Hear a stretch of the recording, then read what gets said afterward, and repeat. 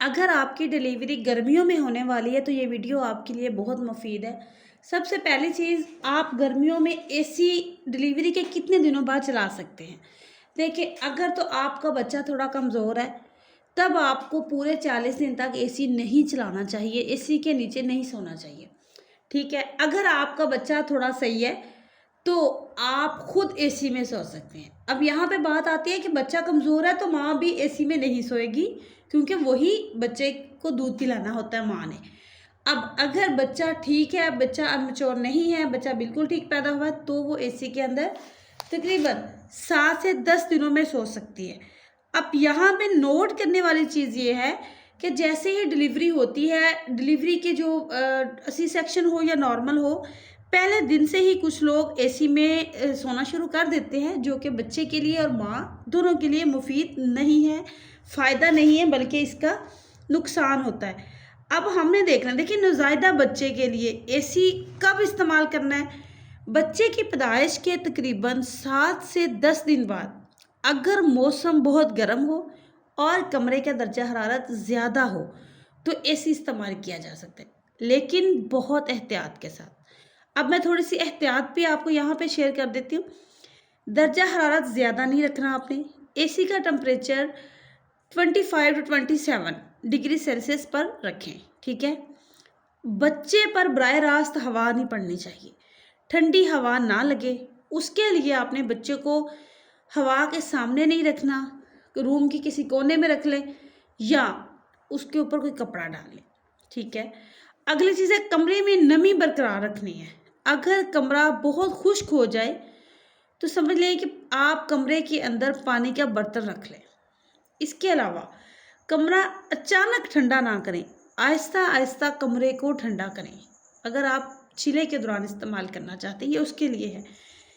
बच्चा मुकम्मल कपड़ों में होना चाहिए, बच्चे को पूरे को ढांप के रखें, बच्चे को पूरे कपड़े पहनाएं, ऊपर से अलग नरम कपड़े में लपेटें। ठीक है, जैसे कि लॉन वगैरह, देसी कपड़ा। अगर बच्चा वक्त से पहले पैदा हो चुका है, प्री टर्म लेबर, दर्दें लग गई हैं, कोई भी रीज़न है, बच्चा या कमज़ोर है, बच्चे की सेहत कमज़ोर है, तो 40 दिन तक एसी नहीं चलाएं। और डॉक्टर, उसके बाद भी डॉक्टर के मशवरे के साथ डॉक्टर को चेक करवाना बहुत ज़रूरी है एसी चलाने के लिए।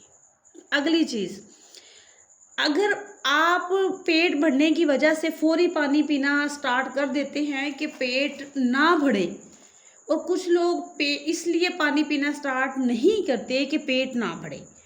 अब ये चीज़ हर ख़ानदान की अलग मिथ्स होती हैं कि पानी ज़्यादा पीने से पेट भर जाता है, और कुछ लोग पानी ज़्यादा नहीं पीते और कुछ लोग बहुत ज़्यादा पानी पीते हैं।